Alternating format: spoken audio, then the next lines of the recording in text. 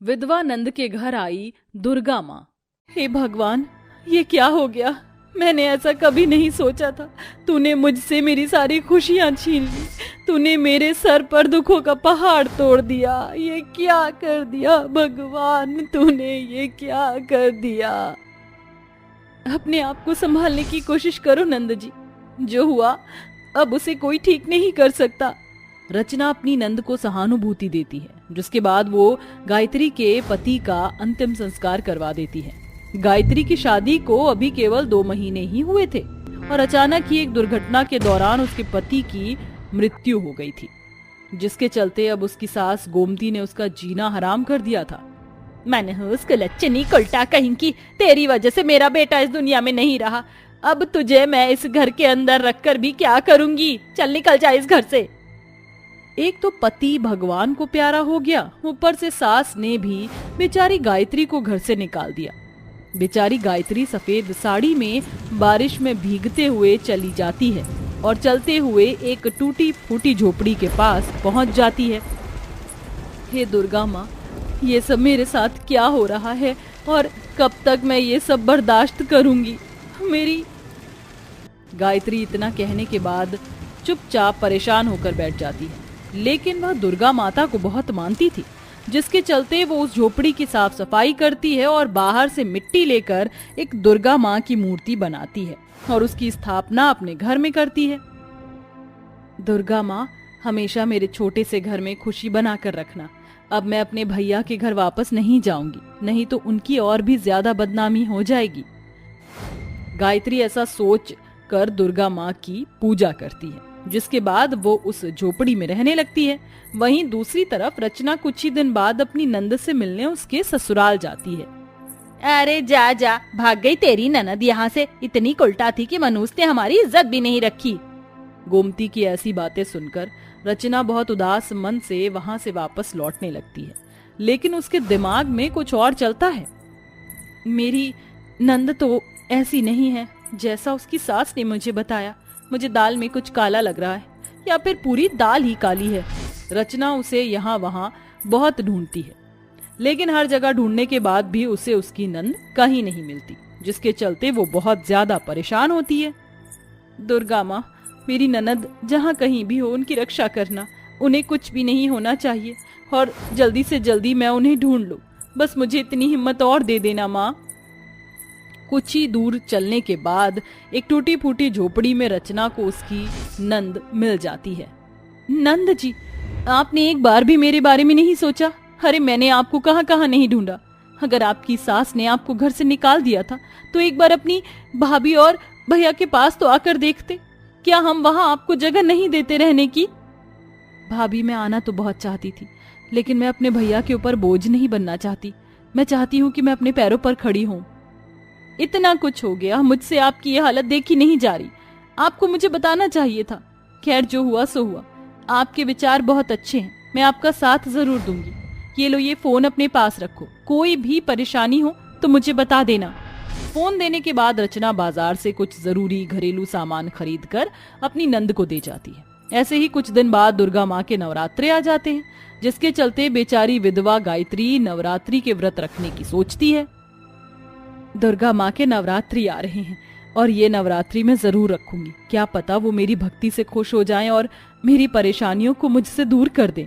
उसके पास पैसे नहीं थे, जिसके चलते वो फोन लेकर अपनी भाभी रचना को फोन करती है और अपनी परेशानी के बारे में बताती है, जिसे सुनने के बाद रचना अपनी नंद से कहती है, नंद जी, आपको परेशान होने की कोई जरूरत नहीं है। मैं आपके लिए जो भी आपकी जरूरत का सामान होगा सारा ले आऊंगी और माता रानी का प्रसाद, उनकी तस्वीर और नारियल भी ले आऊंगी। रचना ऐसा कहने के बाद फोन काट देती है और बाजार जाकर अपने पास बचे हुए पैसों से अपनी नंद की जरूरत के सारे सामान ले आती है। जितने मेरे पास पैसे थे उन सभी में मैं ये आपके लिए ले आई हूँ। वैसे नंद जी, ये और कब तक चलता रहेगा? मैं कब तक आपके भैया से ये बात छुपाऊंगी?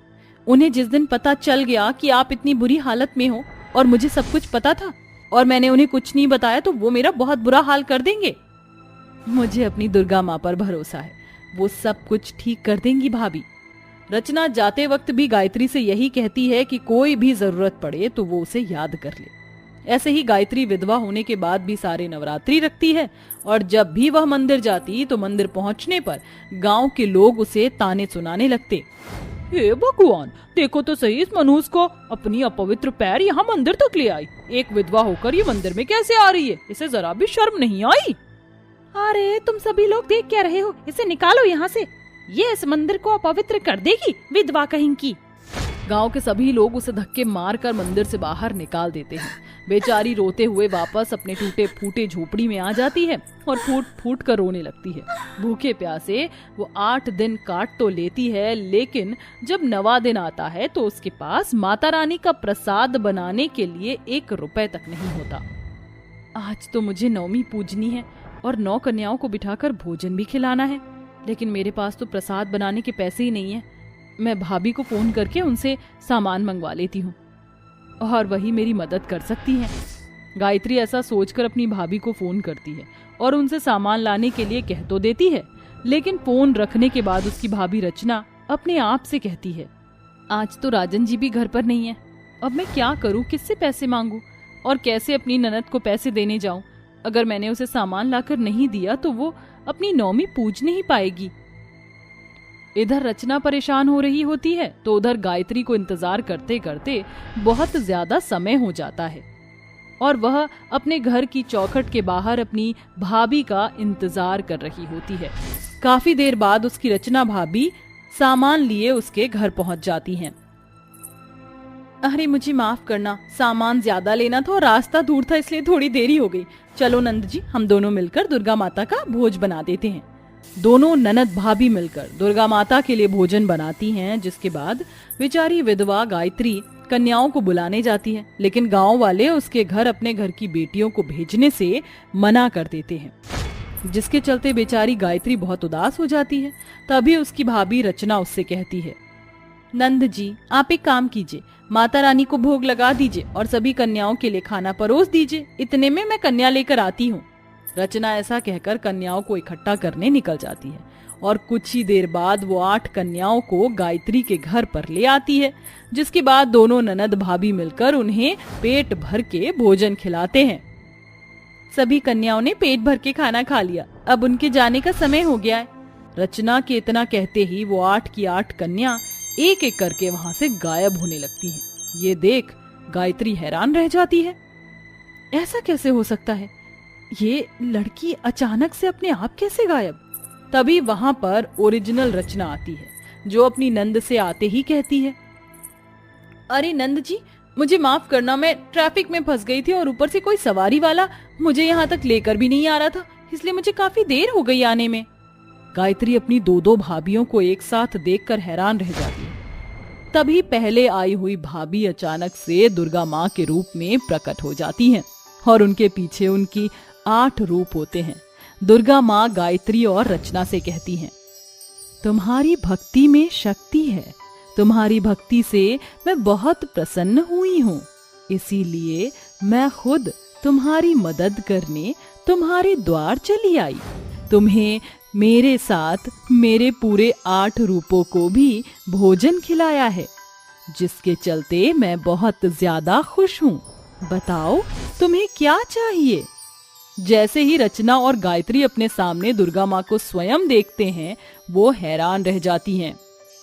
इसका मतलब दुर्गा माँ, आपने खुद स्वयं आकर मेरी मदद की और आपके ही 8 रूपों ने मेरे घर में भोजन खाया। एक विधवा के घर दुर्गा माँ आई, मेरे लिए इससे बड़ी बात और क्या हो सकती है? और अब मुझे कुछ नहीं चाहिए आपसे। ये सुनकर दुर्गा माँ और भी ज्यादा प्रसन्न हो जाती हैं, जिसके बाद वो वहां से जाने से पहले बेचारी गायत्री की टूटी फूटी झोपड़ी में ढेर सारे सोने के सिक्के, सोने के गहने, हीरे, पैसे प्रकट करके वहां से जाती हैं। इसके बाद गायत्री की सभी परेशानियां धीरे धीरे खत्म हो जाती हैं और अब वह अपने जीवन में आगे अपना खुद का काम खोलकर उसे करते हुए खुशी खुशी रहने लगती है।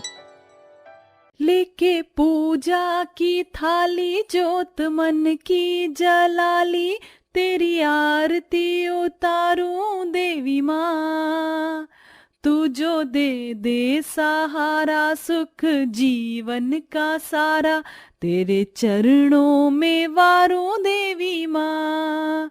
ओ माँ, ओ माँ। गरीब बहुएं सुमन, कंचन और गौरी माँ दुर्गा की पूजा आरती कर रही होती हैं। तभी अखिलेश कहता है, सुमन, हम तीनों काम पर जा रहे हैं। अजी सुनिए तो अखिलेश जी, ये क्या, हम तीनों ने आपके लिए खाना बनाया है और आप तीनों भाई बिना खाए भूखे ही जा रहे हैं। मैं खाना लगाती हूँ। गौरी जल्दी से उन्हें खाना परोसती है, जिसमें बहुत थोड़ा सा पानी जैसा गीले चावल होता है। माफ कीजिएगा, राशन खत्म हो गया था और घर में बस बहुत ही थोड़ा सा कोटे का चावल बचा था, तो हमने उसी से गीला चावल बना दिया। कोई बात नहीं गौरी, तुम अपना दिल छोटा मत करो। भूख में तो रूखी सूखी रोटी भी अमृत लगती है, और माता रानी की दया से हमारी थालियों में भोजन तो है, हम भूखे तो नहीं हैं। ये कहानी है तीन गरीब बहुओं, गौरी, सुमन और कंचन की, जो माँ दुर्गा की बहुत बड़ी भक्त हैं। उनकी श्रद्धा भक्ति देखकर उनके पति भी माँ दुर्गा के प्रति बड़ी भक्ति रखते हैं। उनका हर दिन माँ दुर्गा की पूजा से ही शुरू होता है। वहीं दूसरी तरफ राजरानी की दोनों अमीर बहुएं बिल्कुल अलग हैं। वो कभी पूजा नहीं करती, मगर अमीर होकर भी राजरानी के मन में जरा भी पैसों का घमंड नहीं है, बल्कि माता रानी के लिए अटूट श्रद्धा भक्ति भरी होती है। जय अम्बे गौरी मैया, जय श्यामा गौरी, तुमको निश दिन ध्यावत, मैया जी को निश दिन सेवत, हरि ब्रह्मा शिवरी, ओम जय अम्बे गौरी। हे माँ दुर्गा, मेरे घर परिवार पर हमेशा अपनी दया कृपा बनाए रखना। जय माता दी। इसके बाद राजरानी पूरे घर में आरती दिखाती है, जहां उसकी दोनों अमीर बहुएं लावण्या और शनाया सो रही होती हैं। हे माता रानी, सुबह के 10 बज गए हैं, मगर मेरी ये दोनों बहू अभी तक मजे से सो रही हैं।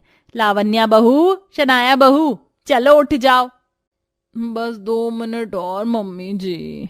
तकरीबन 11 बजे दोनों नाश्ते के लिए नीचे आती हैं। गुड मॉर्निंग सासू माँ। अब हुई तुम दोनों की सुबह 11 बजे। तुम दोनों इस घर की बहू हो, इस घर की लक्ष्मी हो, कब समझोगी अपनी जिम्मेदारियां? इतनी देर कैसे हुई?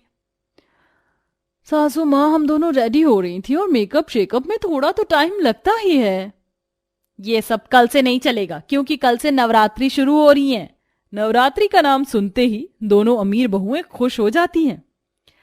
It's a good news for us. You know what mummy ji, मैं और शनाया तो नवरात्रि के 9 दिनों तक जमकर गरबा खेलने जाते हैं। हाँ, मगर पहले कल सुबह तुम माता रानी के नाम से कलश की स्थापना भी करोगे, 9 दिन का व्रत भी रखना होगा और कंजका भी खिलानी होंगी।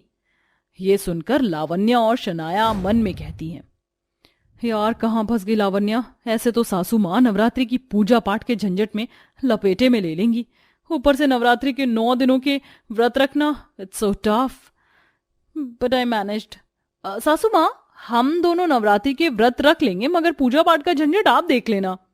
अपनी अमीर बहू की बातों को सुनकर राजरानी को बहुत बुरा लगता है और वो कहती है, लावण्या बहू, माता रानी की पूजा करना तो बड़े सौभाग्य की बात होती है, और वही तुझे झंझट लग रहा है। ये दौलत, ये शोहरत अगर आज हमारे पास है तो ये माता रानी का ही दिया हुआ है। एक कंचन, गौरी और सुमन है जो गरीबी में भी माँ दुर्गा की भक्ति करना नहीं छोड़ती हैं। अपनी सास के मुंह से तीनों गरीब बहुओं का नाम सुनते ही लावण्या और शनाया घमंड में कहती हैं, सासू माँ, जब देखो आप उन गई गुजरी गरीबों के ही गुण गाती रहती हैं। अगर वो तीनों गरीब आपको इतना ही पसंद है तो उन्हें ही बना लीजिए अपनी बहू। हाँ। अपनी सास को सुनाकर वो दोनों वहां से चली जाती हैं। सभी भक्त नवरात्रि के लिए खरीदारी में लगे होते हैं। वहीं गरीब बहू आंसू भरी आंखों के साथ माँ से हाथ जोड़कर विनती करती है, माँ दुर्गा, कल से नवरात्रि शुरू हो रही है, मगर हम गरीब बहुओं के पास इतने भी पैसे नहीं हैं कि हम नवरात्रि के कलश स्थापना का सामान ला सके। अगर हमारी भक्ति सच्ची है तो हमारे लिए रास्ता बनाओ जगदात्री। तभी उन्हें माँ दुर्गा की मूर्ति के पास लाल कपड़े में लिपटे हुए कुछ पैसे मिलते हैं, जिसे वह नवरात्रि के लिए नारियल, फूल, फल, चुनरी और श्रृंगार का सामान लाती हैं और मिट्टी से माँ दुर्गा की मूर्ति बनाकर कलश स्थापना करती हैं। तो वहीं दोनों अमीर बहुएं खुद के मेकअप में ही लगी होती हैं। कहाँ रह गई थी तुम दोनों? सारे भक्त आ गए हैं। सासू माँ, हम मेकअप कर रही थी। तभी दोनों बहनें राजरानी के पास आती हैं। चलो आगे आकर दोनों माता रानी की आरती करो। Oh no no no no no सासू माँ, इस आरती के धुएं से हमारा मेकअप खराब हो जाएगा और फिर से टचअप करना पड़ेगा। प्लीज आरती आप कीजिए। दोनों अमीर बहू दिखावटी मन से नवरात्रि करती हैं और व्रत के नाम पर सारा दिन खाती हैं और रात में महंगे महंगे लहंगे पहनकर गरबा खेलने जाती हैं। वहीं तीनों गरीब बहुएं अटूट श्रद्धा और भक्ति से माँ दुर्गे की 9 दिन की नवरात्रि व्रत करती हैं। इसी तरह से दिन बीतते हैं। तभी एक दिन तीनों गरीब बहुओं के पति आंसू भरी आंखों के साथ उनको देखते हैं। ये लीजिए, आप तीनों भी माता रानी के चरणों का जल पीकर व्रत खोल लीजिए। ये क्या अखिलेश जी, आप रो रहे हैं? हाँ सुमन, तुम तीनों ने नवरात्रि का व्रत रखा है और हम गरीब पति के पास इतने भी पैसे नहीं हैं कि व्रत में खाने के लिए थोड़े बहुत फल या लड्डू खरीद कर ला सके। कहीं ना कहीं हम तीनों भाई माँ दुर्गा का अनादर ही तो कर रहे हैं, क्योंकि एक औरत ही तो घर की लक्ष्मी, वैष्णवी और दुर्गा भी है। अजी आप तीनों भाई अपना दिल छोटा मत कीजिए। माँ दुर्गा अपने जिस भक्त से सबसे ज्यादा प्यार करती है ना, परीक्षा भी सबसे ज्यादा उसी की लेती हैं। क्या पता हमारी इस गरीबी के पीछे माँ दुर्गा की ही मर्जी हो। गरीबी के चलते सभी पानी पीकर ही अपने 9 दिनों की नवरात्रि व्रत में आगे बढ़ते हैं। भोला जी भाभी जी। हमारे नवरात्रि व्रत खोलने का समय आ गया है, तो जल्दी से शुद्ध घी का हलवा, साबूदाने की खीर, व्रत के लड्डू, चिप्स से थाली लगा दो और हाँ कुछ फ्रूट्स भी रख देना। जी भाभी जी। जाने मालकिन कैसी भुक्कड़ को बहू बनाकर लाई हैं। नवरात्रि व्रत के नाम पर सारा दिन बस ठूसती रहती है। शनाया चल थाली लगने तक तैयार हो जाते हैं, गरबा खेलने भी तो जाना है। बहू पिछले 7 दिनों से तुम दोनों गरबा खेलने की ही तो जा रही हो। कल नवरात्रि का कंजक खिलाना है। अगर आज भी गरबा खेलने जाओगे तो सुबह देर से आओगी, फिर कैसे बनाओगी प्रसाद? माँ जी कंजक की पूरी हलवा भोला से बनवा लेना, हमसे ये सब नहीं होगा। गरबा खेलने जाने के लिए नवरात्रि की मान्यताओं को हर बार तोड़ती हैं और माता रानी की पूजा पाठ से लेकर कंजका का प्रसाद बनाने से भी इनकार कर देती हैं। वहीं गरीब बहुएं और उनके पति भी नवरात्रि के 9 दिनों का निर्जला व्रत पूरा करके अपना पेट काट कर जमा किए हुए पैसों से पूरी हलवे का प्रसाद बनाने का थोड़ा थोड़ा सामान खरीद कर लाते हैं और तीनों गरीब बहुएं साफ सफाई करके चूल्हा लीप कर पूरी हलवा बनाती हैं। शनाया बहू जाओ, जाकर बाहर से कंजक खिलाने के लिए 9 कन्याएं बुला कर लाओ। जी सासू माँ। एक तरफ दोनों अमीर बहू तो वहीं तीनों गरीब बाहर आती हैं। तभी 9 गरीब लड़कियां शनाया और लावण्या के पास आती हैं। आंटी देखो 9 कन्याएं आ गई, आपको कंजिका खिलाना है ना, हमें ले चलो। दोनों अमीर घमंडी बहुएं उन गरीब कन्याओं को घिन भरी नजरों से देखते हुए उन्हें भगा देती हैं। आहा, इन गरीब लड़कियों से कितनी गंदी बदबू आ रही है। ये तो हमारा बंगला गंदा कर देंगी। हमें कोई कंजक वंजक नहीं खिलाना, चलो भागो यहाँ से। फिर वह गरीब कन्याएं तीनों गरीब बहू के घर आती हैं। जय माता दी, आपके घर से पूरी हलवे के प्रसाद की बड़ी स्वादिष्ट खुशबू आ रही है। आप हमें कंजक नहीं खिलाओगी? हम तुम्हें कंजक जरूर खिलाएंगे, आओ अंदर आओ। 9 कन्याएं लाइन से जमीन पर बैठ जाती हैं और तीनों गरीब बहू उनके पांव धोकर तिलक लगाकर कलावा बांधती हैं और उन्हें पूरी हलवा चना परोसती हैं। तभी बच्चियां बड़ी खुशी से कंजक खाती हैं और अचानक से वो 9 देवियों के रूप ले लेती हैं, जिसके बाद वो 9 एक में समाकर माँ दुर्गा बन जाती हैं। ये देखकर तीनों गरीब बहुएं रोते हुए कहती हैं, हे माँ दुर्गा, आप हम गरीब बहुओं के घर आई, आपका धन्यवाद। आपके दर्शन पाकर हम धन्य हुई माँ। गौरी, कंचन, सुमन, मेरे लिए तुम्हारी श्रद्धा भक्ति से मैं अत्यंत प्रसन्न हूँ। इसलिए मैं तुम्हारी घर को धन धान्य से भरती हूँ। माँ दुर्गा तीनों गरीब बहुओं के भक्ति के फलस्वरूप उनके गरीब घर को धन धान्य से भर देती हैं। वहीं माता रानी के कोप से दोनों अमीर बहुओं को कंजक खिलाने के लिए एक भी कन्या नहीं मिलती, जिस कारण उनका नवरात्रि व्रत निष्फल हो जाता है। साथ ही उनके घर से दौलत, शोहरत सब चला जाता है। तभी कहते हैं, भगवान के घर देर है अंधेर नहीं। वो अपने समय पर अपने भक्तों को उसकी भक्ति का फल जरूर देने आते हैं।